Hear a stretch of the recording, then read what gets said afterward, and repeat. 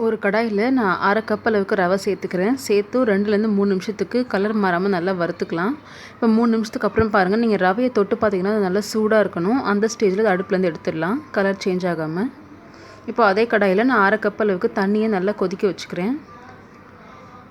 இந்த தண்ணி வந்து நல்லா கொதிக்க ஆரம்பிக்கும் போது இதில் ஒரு பிஞ்ச் அளவுக்கு உப்பு, 2 ஏலக்காயை நசுக்கி சேர்த்துக்கிறேன். இது கூடவே 1 டீஸ்பூன் அளவுக்கு நெய் சேர்த்து இதை நல்லா கலந்து விட்டுக்கலாம். இதை கலந்ததுக்கப்புறமா நம்ம வறுத்து வச்சுருக்கிற ரவையை கொஞ்சம் கொஞ்சமாக கொட்டி அப்படியே கைவிடாமல் கிளறிக்கிட்டே இருக்கலாம். இது வந்துட்டு கிளறும் போது உங்களுக்கு கட்டி பிடிச்சாலும் பரவாயில்ல, நம்ம பிசையும் போது சரியாயிடும். ரவையை நல்லா கிளறினதுக்கப்புறமா 1/2 கப் அளவுக்கு சர்க்கரை சேர்த்துக்கிறேன். சர்க்கரை சேர்த்து நல்லா கலந்துட்டு ஒரு 2லேருந்து 3 நிமிஷத்துக்கு இதை மூடி போட்டு நல்லா வேக வச்சுக்கலாம். ஒரு 3 நிமிஷத்துக்கு அப்புறம் பார்த்திங்கன்னா அந்த சர்க்கரை உருகி அதில் இருக்க தண்ணி வந்து ரவை நல்லா வெந்திருக்கும். இந்த ஸ்டேஜில் பார்த்திங்கன்னா இன்னும் கொஞ்சம் நேரத்துக்கு அப்புறம் அடுப்புலேருந்து ஒட்டாமல் வரும். இந்த மாதிரி அடுப்புலேருந்து ஒட்டாமல் வரும்போது அடுப்பை ஆஃப் பண்ணி இறக்கிடலாம். இப்போ இது வந்துட்டு நல்லா வந்துட்டு ஆற வச்சுக்கலாம். அது சுத்தமாக ஆறிடணும் இது. ஸோ பார்த்திங்கன்னா நல்லா ஆறிடுச்சு. ஆறினதுக்கப்புறமா இது நல்லா சப்பாத்திக்கு மாவு பிசைகிற மாதிரி கையெல்லாம் நல்லா நீட் பண்ணிவிட்டு கொஞ்சம் கொஞ்சமாக எடுத்து உருண்டை போட்டு திரும்ப அது மாதிரி ஃப்ளாட்டாக தட்டிக்கலாம்.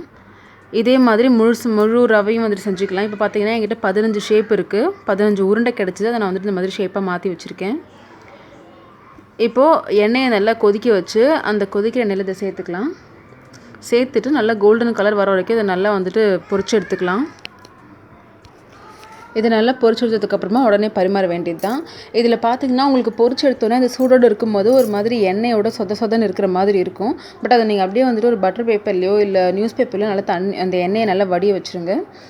நல்லா ஆறுனதுக்கப்புறம் பார்த்திங்கன்னா உங்களுக்கு சாப்பிடும்போது வெளியே முறுமுறுன்னு உள்ளே நல்லா சாஃப்டாக இருக்கும் டேஸ்ட்டு. ஸோ சுட சுட எடுத்தோடனே பார்த்திங்கன்னா சொதன்னு இருக்கிற மாதிரி இருக்கும். பட் கொஞ்சம் நேரம் ஆற அதோட டேஸ்ட் வந்து கரெக்டாக வந்துடும். ரொம்பவே ஈஸியாக ரவை வச்சு பண்ணக்கூடிய ஒரு ஸ்வீட். இந்த விநாயகர் சதுர்த்திக்கு இதை கண்டிப்பாக ட்ரை பண்ணி பாருங்கள். தேங்க்ஸ் ஃபார் வாட்சிங்.